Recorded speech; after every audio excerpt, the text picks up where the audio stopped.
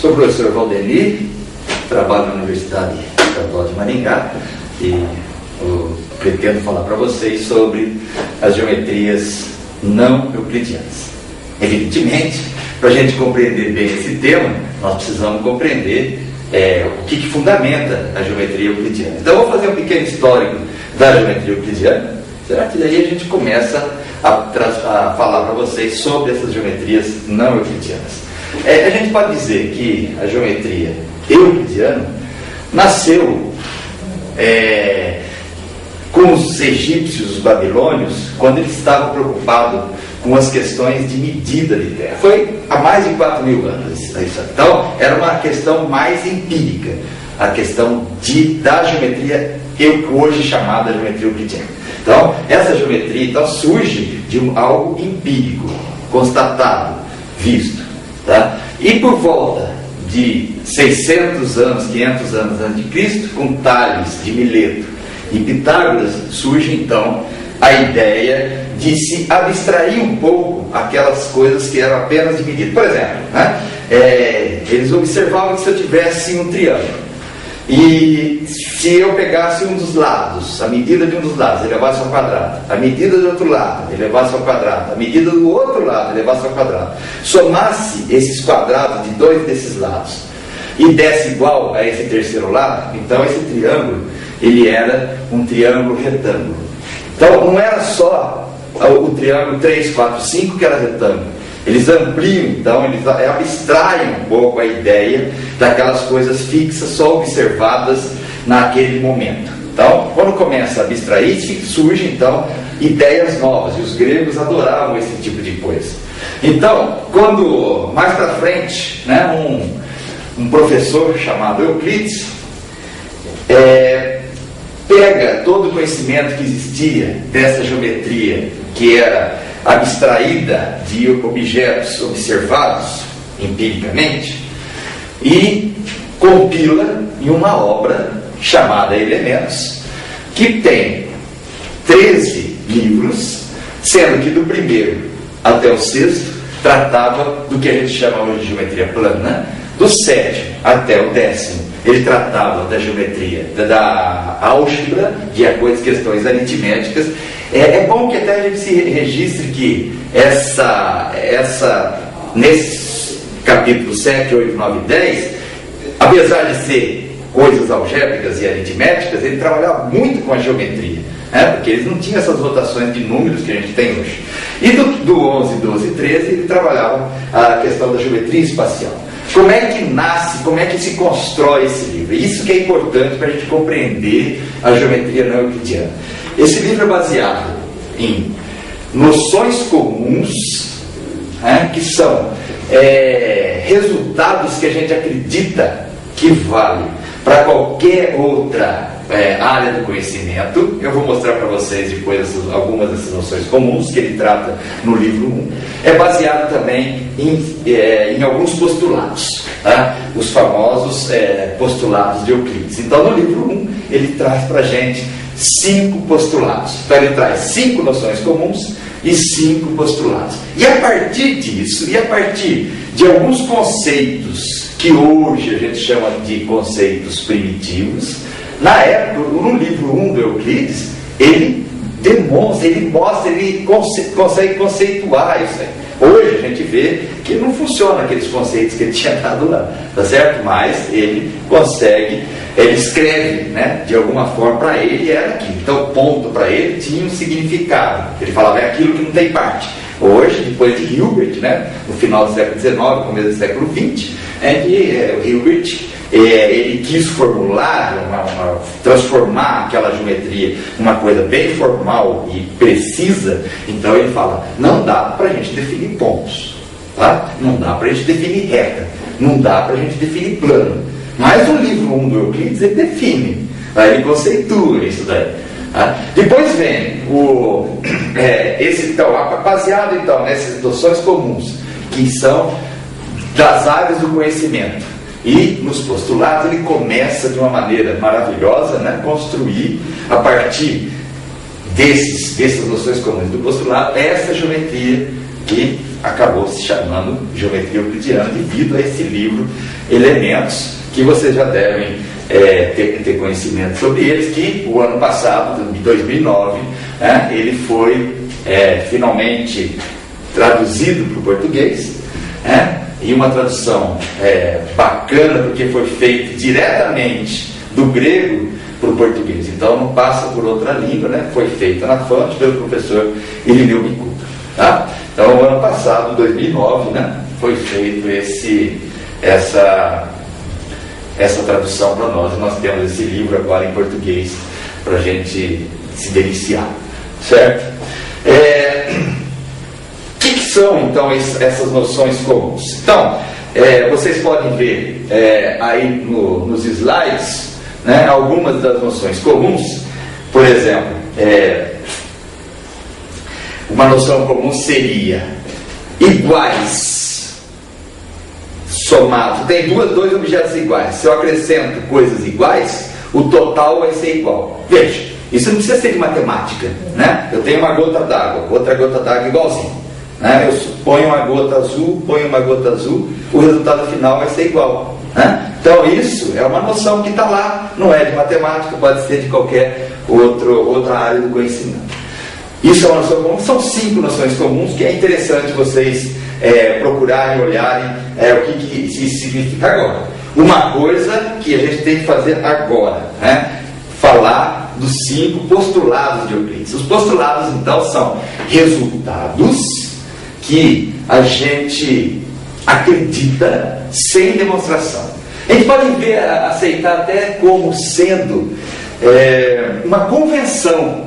Eu convenciono aquilo, mas a gente vê que é uma convenção boa, Eu vou convencionar que isso aqui vale, mas é uma convenção bacana. A gente fala, não, realmente isso pode ser verdadeiro, tá? Então, não vou falar aqui para vocês como o Euclides coloca no livro dele, para ficar uma coisa mais rápida, mas vocês podem buscar lá no livro, agora traduzido, como que Euclides falava esses quintos postulados. Eu vou falar numa linguagem mais recente, mais atual, tá? Então a gente fala assim: por 2 pontos passa uma única reta, tá? Esse é o chamado primeiro postulado de Euclides, escrito numa outra linguagem, mas é mais ou menos isso que ele quer dizer. Esse é o postulado número 1.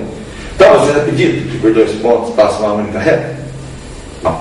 A gente vê isso desde pequenininho, a gente acaba acreditando que isso é verdade, outra coisa, um segmento retilíneo pode ser sempre prolongado. Um segmento retilíneo pode ser sempre prolongado, ou seja, ele é infinito. Uma reta a gente pode prolongar para o lado que a gente quiser, tá? Terceiro, existe uma única circunferência quando eu dou um ponto e um número, E o que é isso? Eu dou um ponto e dou um número, estou falando no plano, tá? Dou um ponto e um número, eu pego todos os pontos que distam desse ponto esse número. Então eu vou construir aquele objeto que a gente chama de circunferência. É a única, tá? Esse é o terceiro postulado de Euclides. O quarto, todos os ângulos são iguais. Todos os ângulos retos são iguais. Também bastante óbvio, Agora eu vou ler para vocês de uma tacada, o quinto postulado, como Euclides escreveu, Ele fala assim, se uma reta R corta 2 retas S e T do mesmo lado do plano, de tal forma que os ângulos interiores dessa reta, que estão do mesmo lado, somar menos que 2 retas, ou seja, somar menos que 180 graus, aquelas outras 2 retas, quando prolongadas, elas vão se encontrar. Então, veja, comparem os primeiros postulados que a gente falou com esse agora, tá? Então perceba a diferença. Eu vou fazer aqui um desenho para vocês, tá? E vocês vão observar o que ele quer dizer. Observe nessa figura. Eu tenho a reta T, a reta R intersectando 2 retas S e T, tá? Essa reta R, ela divide o plano em 2 semiplanos. Percebam aí na figura que o ponto, o ângulo alfa e o ângulo beta estão de um mesmo lado definido por essa reta R. Então, o Euclides fala que quando eu pegar, se a soma desses 2 ângulos for menor do que 180 graus, quando eu prolongar jogar a reta F e a reta T, elas vão se encontrar em algum ponto. É isso que está dizendo o quinto postulado de Euclides. Tá? E é esse que é o postulado polêmico. Tá? Por isso que eu estou insistindo bastante nele. Aí, na antiguidade, já na antiguidade, o Próclus, ele não aceitava esse quinto postulado. O que significa não aceitar um postulado? Então, não aceitar um postulado significa que é possível a gente demonstrar esse postulado. A gente não aceita sem uma demonstração. Isso significava para o Próclus não aceitar. O que significa demonstrar? É utilizar os outros postulados, no caso, os 4 primeiros, e os resultados advindos desses 4, para gerar, então, conseguir construir uma demonstração desse quinto postulado. Essa que era a questão que o Próclus levantava, né, para poder jogar fora esse postulado. E é muito bom numa teoria jogar fora convenções. Quanto menos convenções você tiver numa determinada teoria, melhor. Aquelas coisas que você consegue demonstrar sem utilizar uma convenção, sem convencionar, sem você poder afirmar um resultado, né, assim que vem do nada, é melhor. Então eles tentavam, então, a todo custo, pelo tamanho que ele estava, pela dificuldade que tinha até de interpretar esse quinto postulado, do jeito que Euclides escreveu, eles acreditavam que não era um postulado, nesse sentido, que era possível de demonstrá-lo. Certo? Então, o que os matemáticos começam a fazer a partir daí? Eles começam, muitos matemáticos tentam, então, demonstrar esse quinto postulado. O Euclides, ele, se eu não me engano, ele vai até a proposição 28 sem usar esse quinto postulado. Acho que é na proposição, não me engano, acho que é na proposição 29 que ele usa, no livro 1, que ele usa pela primeira vez o quinto postulado que ele tinha formulado. Né? Então veja, já tinha bastante teoria, né? Tinha bastante resultados já antes de ele utilizar o quinto postulado para os matemáticos tentarem demonstrá-lo. Tá? Então isso foi seguido historicamente, muitos matemáticos famosíssimos, muitos falavam, consegui demonstrar o quinto postulado de Euclides. Daí o que eles iam ver? Ou ele era o próprio postulado, uma coisa que era equivalente, ou a demonstração tinha alguma coisa errada. E foi se passando os anos e os séculos, até que no século XIX, 1826 e 1829, 2 matemáticos independentemente, o Bolyai e o Lobachevsky, né, chegam a conclusões de que esse quinto postulado era de fato um postulado, ou seja, era impossível demonstrar. Como que eles chegaram nesse resultado? Tá? Antes de falar, né, como que eles chegaram, eu preciso dar um outro enunciado do quinto postulado um pouco mais moderno. É um postulado, se eu não me engano, feito em 1793 por um matemático que chama Pfeffer, né, que ele fala de uma maneira que hoje a gente conhece melhor. Ele fala assim, ele é o mesmo, tá? É o mesmo, dá para demonstrar que são equivalentes. Ele fala assim, dado uma reta e dado um ponto que não pertence a essa reta, por esse ponto passa uma única reta, existe uma única reta que é paralela à reta dada. Tá? Então essa é a maneira que o Pfeffer, né, enuncia aquele postulado de Euclides. É uma outra maneira, são equivalentes essas duas coisas, não é outro postulado, é uma outra maneira de escrever aquilo que Euclides enunciou no seu livro 1. Certo? Muito bem, então agora vamos usar essa maneira do Pfeffer para a gente pensar como Bolyai e Lobachevsky estudaram. Veja, eles negaram esse quinto postulado, negaram essa versão do Pfeffer. O Pfeffer fala que, de novo, é sempre bom, dado uma reta e dado um ponto que não pertence à reta, existe. E é a única reta que passa por esse ponto é paralela à reta dada. Existe e é única. Então são duas coisas: existência e unicidade. Tá? Então, o que o Bolyai e o Lobachevsky fizeram? Eles negaram a unicidade desse postulado. Eles falaram, olha, dado uma reta e um ponto fora dela, né?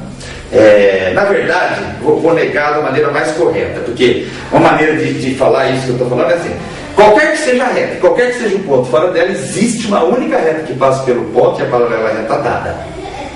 Tá? Qualquer que seja a reta e qualquer que seja o ponto fora dele. Eu negar isso aí significa falar assim: existe alguma reta e existe algum ponto fora dessa reta que por esse ponto passam duas retas paralelas à reta dada.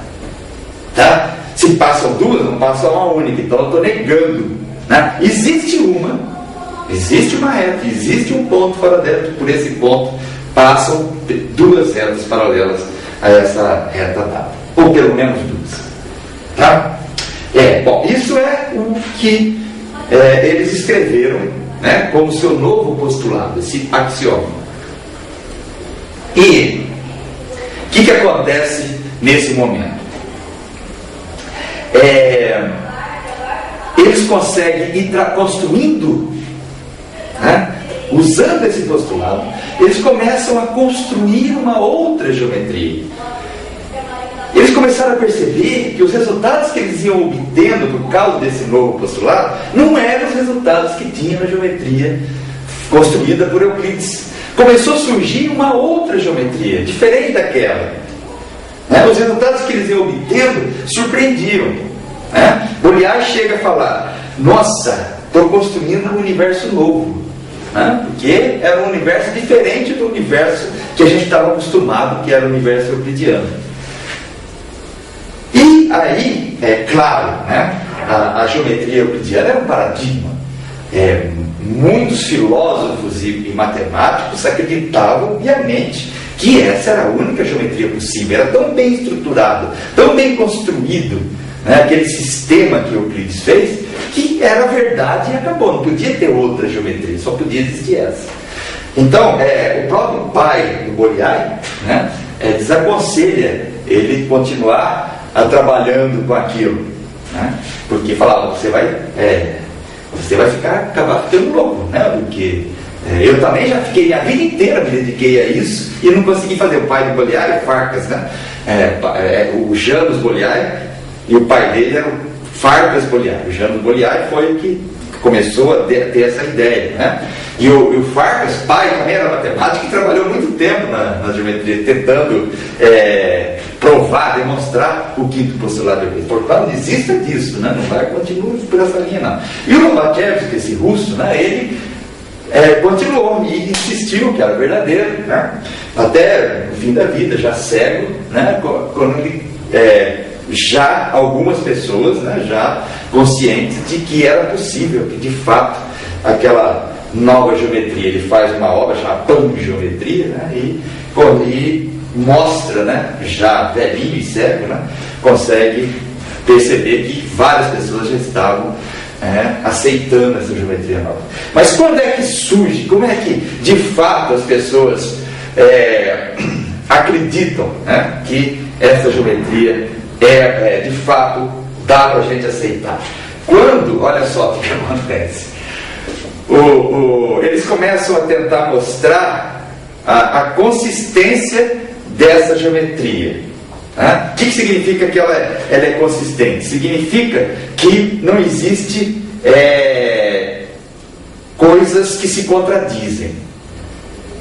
Então, ele usa esse fato aqui, quando trabalhando aqui lá, ele vai chegar em resultados que não contradiz nenhum outro resultado. Então, ela se torna consistente. A grosso modo é isso. O que eles provaram? Olha só. Eles acabaram demonstrando que se a geometria desculpa, a geometria de Bolyai e Lobachevsky acaba chamando de geometria hiperbólica, e eles mostram que se a geometria hiperbólica não fosse consistente, a geometria euclidiana não seria. Ora, eles acreditavam obviamente na geometria euclidiana. Então, com esse resultado, que uma consistência de uma depende da consistência da outra, os matemáticos começam a acreditar e aceitar essa nova geometria. Existem,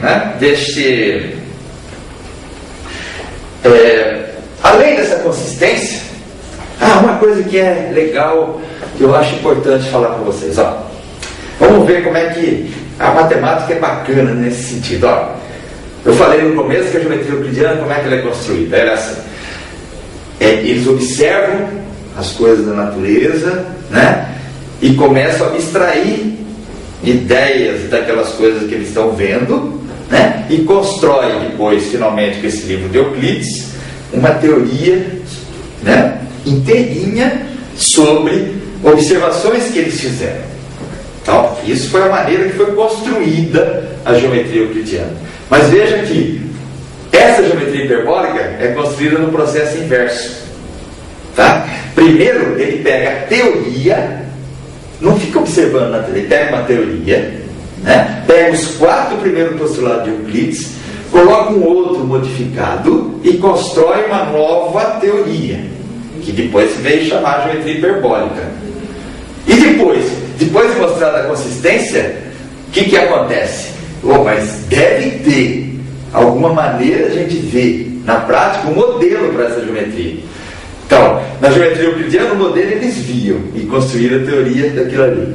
A geometria hiperbólica, eles constroem a teoria e depois eles criam um modelo que satisfaz aquela teoria. Então vem daí alguns matemáticos. O primeiro foi Felix Klein, né? Ele constrói um modelo que eu vou mostrar aí para vocês em slides, né? Onde? O que era esse modelo plano da geometria de Felix Klein? Olha só. O plano para o Felix Klein era um círculo sem a circunferência, ou seja, tira a fronteira do círculo.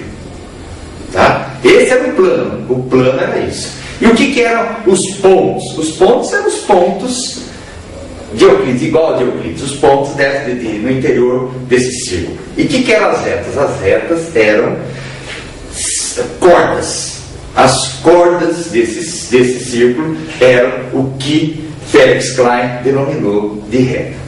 Então percebam aí nesse slide que vocês estão vendo que por essa reta que passa pelos pontos A e B, existem infinitas retas que passam pelo ponto P, né, e que não intersectam a reta B nesse plano que é o interior do círculo. Tá? Então esse foi o primeiro modelo feito pelo Felix Klein. E um grande matemático, um dos últimos grandes matemáticos universalistas, sabia tudo o que estava acontecendo, né? Ele, chamado Henri Poincaré, ele constrói mais 2 modelos planos para essa geometria. Nessa geometria, então, ele pega o plano dele é igualzinho do Klein, tá? Como vocês vão ver aí no slide. Então o plano também era um círculo e o seu interior, né, era um plano. Os pontos também eram os mesmos pontos do Klein, só que para ele as retas eram ou diâmetros desses círculos, ou se não, arcos de circunferências ortogonais ao círculo. O que são circunferências ortogonais? Circunferências ortogonais são circunferências tal que no ponto de tangência, as retas tangentes no ponto de encontro, ponto de interseção dos dois círculos, eu tenho um círculo e tenho outro. No ponto de interseção desses dois, se eu pegar as retas tangentes, elas formam um ângulo de 90 graus. Tá? Isso que são circunferências ortogonais. Então, para ele, para o Poincaré, nesse modelo, as retas eram esses arcos de circunferência. Parece estranho? Pode até parecer, mas olha, quem falou que reta é algo como desde que a gente nasceu a gente vê falando que é reta, né? Reta, na verdade, é o menor caminho entre 2 pontos. Depende da superfície que eu estou, né? Depende da superfície. Se eu estiver em determinada superfície, como é que eu vou sobre a Terra andar numa linha reta euclidiana? Né? Não pode ser, tá certo? Então tinha alguma coisa que estava errada, né? Então nesse modelo para ele de Poincaré, as retas então são arcos de circunferências ortogonais da circunferência dada. Tá? Então veja nesse slide agora uma reta, um ponto fora da reta e as várias retas que são paralelas a essa reta dada e algumas retas que intersectam essa reta dada. Certo? Bom, então, resultados dessa geometria criada, vamos colocar assim, artificialmente no primeiro momento, né?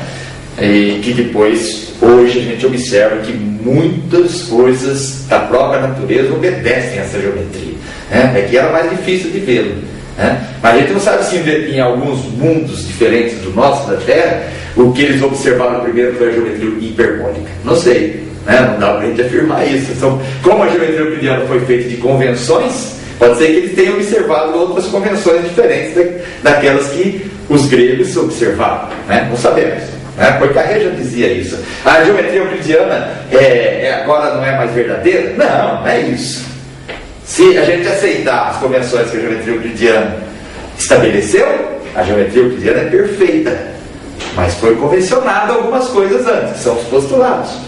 Se a gente faz outras convenções, como Bolyai e Lobachevsky fizeram, surge uma outra geometria diferente. Então, algumas coisas que aparecem nessa geometria, por exemplo, a soma dos ângulos internos de um triângulo é menor do que 180 graus. Não é exatamente 180 como na geometria euclidiana. Uma reta é dividida por um ponto em dois pedaços. Na geometria euclidiana também. Se eu tiver uma reta e eu tirar um ponto, ela divide em dois pedaços. Na hiperbólica, isso também é verdadeiro. Tá? O que mais que acontece? As retas paralelas nunca são equidistantes. Isso é um resultado fantástico, né? Na geometria euclidiana, se eu falo duas retas paralelas, se eu calcular a distância de um ponto até essa reta, um ponto de uma reta, tem duas retas paralelas. Pego um ponto de uma e calculo a distância até a outra. Né? Mas aí eu pego um outro ponto em outro lugar e calcular a distância até a outra, vai ser exatamente igual. As distâncias de duas retas paralelas na geometria euclidiana se mantêm. Na geometria hiperbólica é incrível, né? A maioria dos pontos equidistantes aparecem aos pares. E existe um que não tem nenhum outro par. Então, no máximo, 2 pontos entre duas retas paralelas, no máximo, hein? 2 pontos são equidistantes. Né? Compreenderam? Tem uma reta, tem uma outra que é paralela. No máximo, 2 pontos de uma delas diz a mesma coisa que o outro ponto até essa reta. Né? Veja que é um resultado completamente diferente daquele resultado da geometria euclidiana. Outra coisa que aparece nessa geometria, duas retas distintas perpendiculares a uma terceira são paralelas na geometria euclidiana. Isso também acontece. Agora,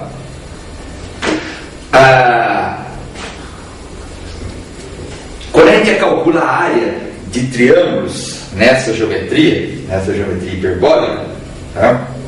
Como a soma dos ângulos internos é menor que 180 graus, a gente consegue demonstrar, com certo trabalho, mas que a área desse triângulo ele é proporcional ao defeito. A gente fala defeito porque ele não é igual a 180, falta alguma coisa para pi radianos, né? Falta alguma coisa. Então, ele é proporcional a esse defeito, ao que falta para ele chegar a pi. Tá? Esse é um outro resultado da geometria hiperbólica. Tá? E 2 triângulos com ângulos correspondentes congruentes, iguais, né? São congruentes. Então, veja só, na geometria euclidiana, se eu tiver 2 triângulos com ângulos congruentes, os triângulos vão ser semelhantes. Tá?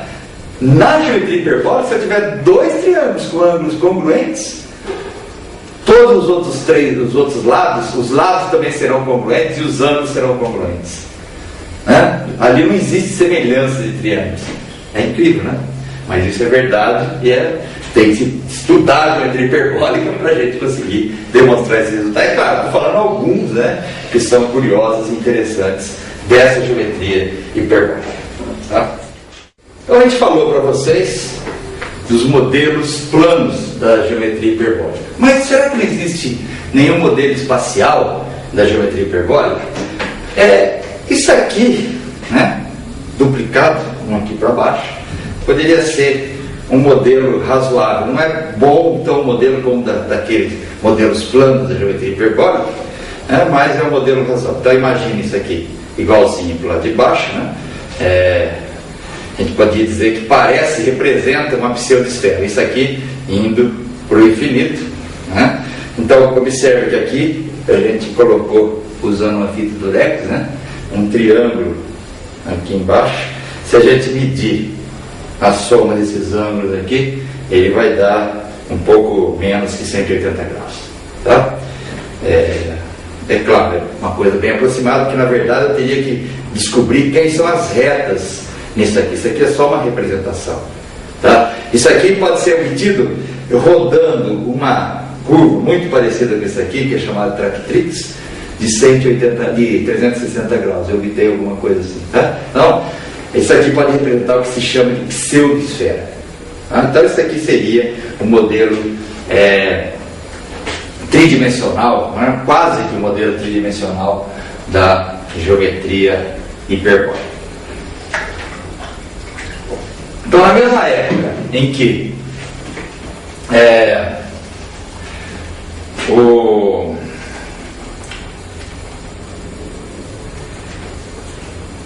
na mesma época, um pouquinho depois, em que a geometria hiperbólica surge, um outro matemático, Riemann, pensa em uma outra geometria, também não euclidiana. É chamado depois de geometria riemanniana, geometria elíptica. O que ele faz? Veja, lembra lá. Então, de novo, nunca é demais falar do quinto postulado na leitura de Pfeffer, né? Qualquer que seja a reta, qualquer que seja o ponto fora dessa reta, existe, e é a única reta que passa por esse ponto é paralela à reta dada. Riemann, ao invés de negar que ela é única, negou que não existe. Negou a existência, negou que a existência dessa reta. Então ficou assim: existe uma reta, existe um ponto que não pertence a essa reta, tal que por esse ponto não existe reta paralela à reta dada. Então é uma outra maneira de negar, né? Olhar Lobatchevsky negou que era única, e Riemann negou que não existe. Tem um pequeno problema. Acontece que o fato de existir retas, dado uma reta e dado um ponto fora dela, existir uma reta paralela à reta dada, esse fato é demonstrado que existe a partir dos 4 primeiros postulados. Então, para negar essa existência, algum outro postulado não devia também não ser satisfeito, tá? Um bom modelo para essa geometria, chamada de geometria elíptica, um modelo tridimensional, né, seria a esfera, tá? A superfície da esfera. O que seria, né, aqui nessa superfície, nesse modelo, uma reta? Nesse modelo, se eu quiser calcular a distância entre dois pontos, a gente consegue demonstrar, usando geometria espacial, que a menor distância entre dois pontos sempre é aquela que está sobre a circunferência máxima. O que é uma circunferência máxima? É uma circunferência obtida com a interseção da superfície da esfera, só a superfície, com um plano que passa pelo centro da esfera. Na hora que eu pego a superfície da esfera e faço a interseção com um plano que passa pelo centro, ela gera uma circunferência, concordam? E se esse plano passar pelo centro, essa circunferência é a maior possível. Pense na Terra, né, nos paralelos e no Equador, tá? O Equador é uma circunferência máxima. As outras circunferências obtidas com cortes paralelos a esse Equador não são circunferência máxima, são circunferências que têm raios menores, até chegar lá no polo, não é? Mas numa esfera qualquer, a gente pode cortar essa circunferência, essa superfície da esfera, com qualquer plano que passe pelo centro. Eu vou obter infinitos círculos máximos. Mas olha que bacana o que acontece aí. Veja, então a menor distância entre dois pontos sobre a superfície da Terra seria uma circunferência máxima, né? Caminhar sobre uma circunferência máxima. Claro que eu vou pegar, se eu tenho um ponto aqui, eu vou caminhar sobre isso daqui, tá? Eu vou caminhar pelo lado contrário, né? Tá certo? Então eu vou pegar o menor arco, né, da circunferência máxima, que seria a menor distância desses dois. Menor distância me lembra reta, então eles chamaram de reta as circunferências máximas sobre a esfera. Então, nessa geometria da superfície da esfera, que vem lá da geometria de riemanniana ou elíptica, a reta são as circunferências máximas dessa esfera. Veja, os aviões, os navios procuram seguir esses caminhos mais curtos, né? O avião, principalmente, é claro que ele não vai seguir a reta euclidiana, né? E ir embora para o espaço, né? Então ele vai percorrendo, né? Percorrendo em torno da superfície da Terra, tá certo? Então essas circunferências máximas, menores caminhos possível, claro, quando a rota assim o permite, né? Mas de qualquer forma, na teoria, né? As circunferências máximas me dá esse menor caminho. As retas aqui, então, são circunferências. Olha, já dá até para vocês acreditarem, né? Que retas são circunferências, tá certo? Então, na geometria euclidiana, a gente vive, ela existe no mundo das ideias. Mas quando vocês são pequenininhos, né? Ou até adulto, né? Depois o professor coloca isso aqui, falando isso aqui é uma reta que passa pelo ponto A e pelo ponto B, né? Mas isso aqui é uma representação de uma reta. A reta, ela não existe no mundo real, a reta geométrica. A reta geométrica só existe no mundo das ideias. Portanto, eu não sei se ela de fato é assim. Então, se eu tenho aqui o ponto A aqui e o ponto B aqui, né? Essa é a reta nessa geometria. Vê? Está representando uma reta. Tá? Então essa é a reta da geometria da superfície da esfera. Tá? Se vocês imaginem aqui agora, olha só o que eu estava falando da questão dos 5 postulados. Lembra dos meridianos da Terra? Aqueles que dão o fuso horário, né? São aquelas retas todas, aquelas retas, eu já estou falando de retas mesmo, porque eu acredito nisso. Então, se vocês têm aqui aquelas círculos máximos, né? As nossas retas da superfície da esfera, né? Tá dando para compreender aqui? Certo? Então vocês têm, todas elas passam pelos polos, ó, aqui e aqui. Então, por esses dois pontos chamados antípodas, o que são pontos antípodas? São os pontos de interseção de um eixo. O eixo é uma reta que passa pelo centro da esfera, intersecção com a superfície, me dá dois pontos antípodas. Então, se eu tenho uma reta que passa pelo centro da esfera, ela intercepta a superfície da esfera em dois pontos, que são chamados pontos antípodas, né? Seria, na Terra, seria os polos norte e polo sul, né? São pontos antípodas, mas existem infinitos. Basta você pegar uma reta pelo centro da Terra, né? A interseção vai gerar dois pontos antípodas. Então, se vocês pegarem pontos antípodas, existem infinitas retas que passam por esses dois pontos, né? E, portanto, não vale o primeiro postulado de Euclides, porque o primeiro postulado de Euclides fala que por dois pontos existe uma única reta. Então, nessa geometria, que é a geometria da superfície da esfera, não vale o primeiro postulado de Euclides, né? Por dois pontos pode passar infinitas retas, tá? Então existem infinitas retas. Então não vale o primeiro, como não vale o quarto. Por que não vale o quarto? Não vale o quinto postulado. Por que não vale o quinto postulado? Se eu tenho um ponto aqui e essa reta, tem que encontrar um círculo máximo que passa por esse ponto e que não cruze esse. Qualquer círculo máximo que você pegar sempre vai interceptar esse. Ou seja, não existem retas paralelas nessa geometria. Tá? Então não existem retas paralelas na geometria da superfície da esfera. Tá legal? Bem, e aí? Aí é o seguinte. Falei de 3 geometrias para vocês. A geometria euclidiana, a geometria hiperbólica e a geometria da superfície da esfera. Tá? Que é um modelo aí para a geometria elíptica. Tá? É claro que a geometria elíptica é muito mais trabalhosa, tá? Mas serve como um modelo a princípio, que é uma geometria onde não existem retas paralelas. Tá? Então, essas geometrias, os matemáticos chamam assim, ó, não euclidiana. E eu tenho aqui um modelinho bacana, eu acho, pelo menos, que aparece essas 3 geometrias no espaço. Ó. A hora que vocês estiverem bebendo uma taça de vinho, vocês vão falar: puxa, estou estudando geometria não euclidiana com hífen. Porque aqui, né, aqui no pé, né, da taça, nós temos a geometria hiperbólica, né? Aqui nós temos a geometria riemanniana, a geometria da superfície da esfera. E aqui, né, o vinho, né, está me dando a geometria plana, tá? Ela me fornece, claro, tudo é representação, tá? Mas é um bom modelo, né? É um bom modelo. Então aqui, ó, a gente fala que, não vamos entrar de jeito nenhum em detalhes, né? Mas a curvatura gaussiana, né?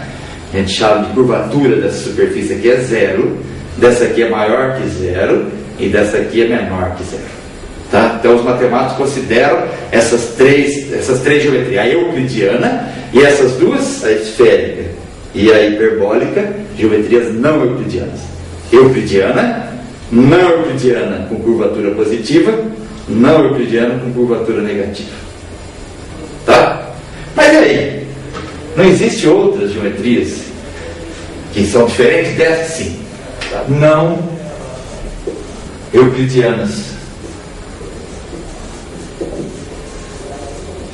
Aqui tem um S, né? Não euclidianas sem o hífen. Ou seja, aquelas que não são euclidianas. Mas quais são essas? Muitas, tá certo? Então, para ficar bem claro, né? Agora, finalmente eu vou poder falar para vocês, né, o que são as geometrias não euclidianas. São qualquer geometria em que nessa geometria não são satisfeitos um dos postulados do Euclides, tá? Da geometria euclidiana. Se algum daqueles postulados não for satisfeito, a gente fala que ela não é euclidiana. Quais são essas geometrias? Bom, vou dar ideias para vocês de uma chamada topologia. Tem outra que chama geometria projetiva, tem outra que chama geometria dos fractais, né? Tem a geometria do táxi. Agora, existem geometrias que são geometrias discretas, tá? Que existe um número finito de pontos. Também são geometrias que não são euclidianas. Às vezes uma geometria que satisfaz apenas o primeiro postulado de Euclides. Então, dá para a gente construir infinitas geometrias. Dá para construir infinitas geometrias que não são euclidianas. Tá? As que geraram inicialmente foram essas aqui. É bom eu falar, eu contei o fato histórico do Bolyai e do Lobachevsky, mas é bom eu falar que o Gauss, que é um grande matemático, tanto é que a curvatura gaussiana vem dele, né? Ele já tinha comprovado, né, que ele já tinha chegado nessas ideias, mas ele não teve a coragem, vamos dizer assim, né, entre aspas, de falar, senão eu estava taxado de louco, né? Porque ele estava construindo uma geometria que não era euclidiana, né? Então, precisou vir outras pessoas que não tinham tanta importância como Gauss para colocar para o mundo, né, essas outras geometrias, né? Outras pessoas também estavam muito próximas, né, dessa construção dessas outras geometrias.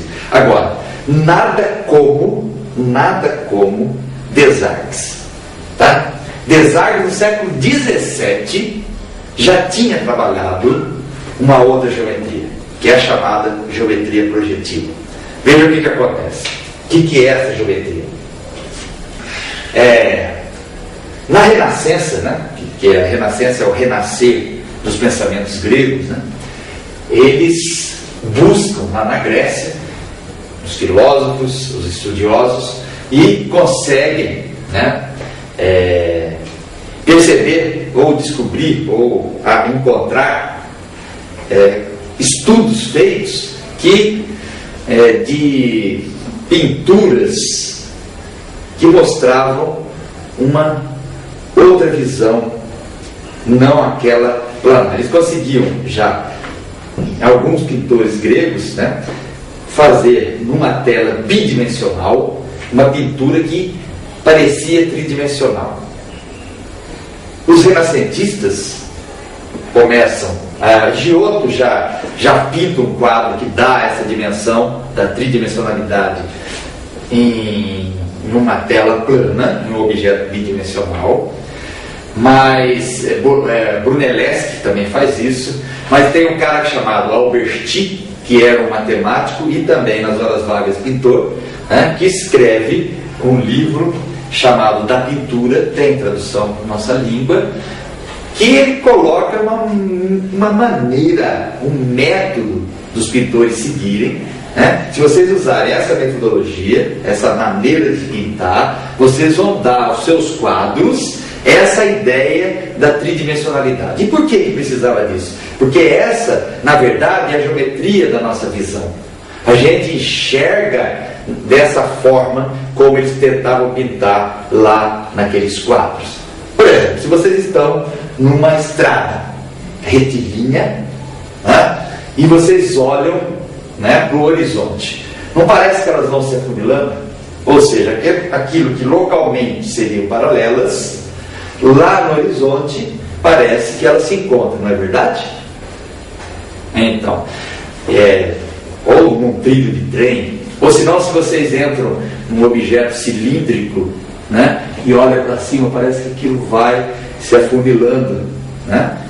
Tenta vocês mesmos agora olharem lá para fora para ver se as coisas não vão se encontrando. Então, os renascentistas, nas suas pinturas, criaram então o chamado ponto de fuga, linha do horizonte, né? São objetos que eles utilizavam nas pinturas para mostrar, para conseguir colocar nos seus quadros essa maneira que a gente de fato enxerga.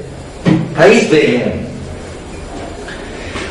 um matemático, grande matemático chamado Desargues, já no século XVII, e escreve um livro onde ele constrói uma geometria que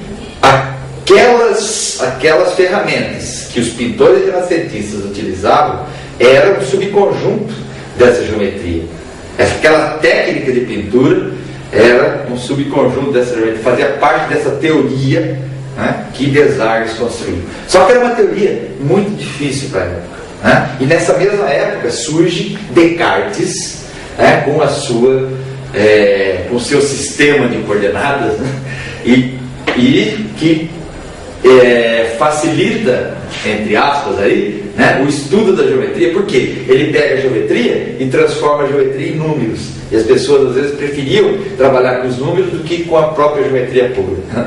Então, Desargues vence politicamente, né, nessa fase, e Descartes vence, e a geometria analítica, né, que é transformar a geometria em álgebra, vence. E o trabalho do Desargues fica abandonado pela dificuldade, pela maneira que ele coloca, pela dificuldade que ele escreve, né? Fica abandonado. Até que Poncelet, já no século XIX também, resgata aquela geometria e mostra ao mundo essa outra geometria, que era uma geometria chamada geometria projetiva. Tá? Nessa geometria projetiva, então, também não existe retas paralelas. Todas as retas se encontram num ponto chamado ponto impróprio ou ponto no infinito. Nessa geometria, a gente junta à reta um ponto a mais. Então, esse ponto a mais seria a mesma coisa que uma circunferência, né? Isso aí demanda um certo tempo, é todo um estudo que a gente faz, mas eu garanto para vocês que numa outra oportunidade, a gente pode trabalhar exclusivamente a geometria projetiva, né? Então é uma geometria onde, às vezes, coisas que são bastante difíceis de ser demonstradas na geometria euclidiana, usando essa geometria projetiva, a gente consegue resolver problemas, às vezes, bastante complicados da geometria euclidiana. Mas é uma geometria, então, com outra axiomática, uma axiomática diferente da geometria euclidiana. Tá? Então essa aí seria a geometria projetiva, que surge então lá, a grosso modo, com os pintores renascentistas, mas só aceita, né, já no final do século XIX. Uma outra geometria que também se conhecia e que na verdade, depois com Piaget, né, ele vem e mostra que, na verdade, essa é a primeira geometria, geometria que a gente consegue observar mais. Quando a gente começa a construir o espaço que a gente vive, quando a gente é bebezinho, né, essa é a geometria que a gente consegue, que a gente começa a construir. Não é a geometria euclidiana, não é a geometria projetiva. É a geometria de saber se uma coisa está dentro, está fora, é uma coisa de saber se ela está grudada ou não, se ela é conexa ou desconexa, certo? É uma coisa de saber se está na beiradinha ou não está, na fronteira, né? Mais longe, perto, né? Que é a vizinhança. Então, alguns conceitos desse tipo é de uma geometria chamada topologia. Essa geometria cresce tanto no mundo matemático que ela vira uma área da matemática. Hoje em dia se fala, ele é geômetra, ele ele estuda, faz análise, ou ele faz álgebra, ou ele faz topologia, tá? São os topólogos, tá? Mas é uma geometria chamada geometria elástica, geometria da borracha, onde o que é válido nessa geometria, que dois objetos são topologicamente, ou seja, eles são iguais nessa geometria, a gente fala topológica, homeomorfos, né, que a gente fala, né, são palavras mais complicadas aí, né? Aí quando eu consigo sair de um e chegar no outro por deformações contínuas, como se fosse uma borracha mesmo. Se eu estico, se eu encolho, se eu torço, se eu consigo chegar de um objeto no outro dessa forma, então são objetos que são topologicamente iguais, tá? A gente fala homeomorfos, né? Por exemplo, se eu tenho um quadrado de borracha, eu posso esticar esse quadrado e transformá-lo numa circunferência. Portanto, o quadrado e a circunferência topologicamente é a mesma coisa. Eu não distingo esses dois objetos na topologia, claro, né? Porque ali não tem métrica, eu não estou preocupado com medida. Uma outra coisa que eu esqueci de falar para vocês, a geometria projetiva também não se preocupa com medida, a gente só se preocupa com as propriedades visuais. Então, na topologia, nem o visual uma coisa parece totalmente diferente da outra, mas se eu consigo chegar de uma na outra, através dessas deformações contínuas, então, topologicamente, esses objetos vão ser iguais, né? Finalmente, né, eu quero falar para vocês, nesse primeiro contato que a gente está tendo, da geometria dos fractais. Percebam, cada uma dessas geometrias, né, a gente levaria aí um semestre para a gente estudar, né, cada uma delas. Estou dando uma ideia geral do que hoje o que eu estou tentando passar para vocês, é a ideia da diferença entre a geometria euclidiana e das outras geometrias, certo? Então, a última criada aí no século, na década de 70, 80, né, por um cara chamado Mandelbrot, né, que ele fala, mas essa geometria euclidiana ela não descreve bem os objetos da natureza, né? Os objetos da natureza são fragmentados, né? Então, esses fragmentos, a ideia de fractais vem de fragmentos. Essas coisas que são fragmentadas é uma outra geometria, não é da geometria euclidiana, né? Então, o que é, a grosso modo, é claro que a definição de novo, né, a definição dessa geometria dos fractais é muito mais complexa, né? Os topólogos conseguiriam, né, falam numa linguagem muito mais bem formal, né, e conseguem falar exatamente o que é a geometria dos fractais, mas numa linguagem coloquial, né, para esse momento agora de vocês, a gente pode pensar que a geometria dos fractais ela estuda aqueles objetos. O que é um fractal, né? São aqueles objetos que um pedacinho dele se parece com o todo, né? Então, se eu pego o todo, pego um pedacinho, então é muito parecido, ele é muito semelhante. Isso acontece em várias coisas da natureza, e hoje, né, a gente sabe que essa geometria ela é utilizada pelos economistas, ela é utilizada pelos biólogos, pelos médicos, né? E, claro, pelos físicos e matemáticos, evidentemente, certo? Então, para complementar esse dia de hoje, para encerrar o que eu tinha para falar para vocês hoje, diferença entre as duas coisas. Se você tem os postulados de Euclides, né, e você tem algumas geometrias que não satisfaz esses postulados de Euclides, então essas geometrias são chamadas as geometrias não euclidianas. Tá?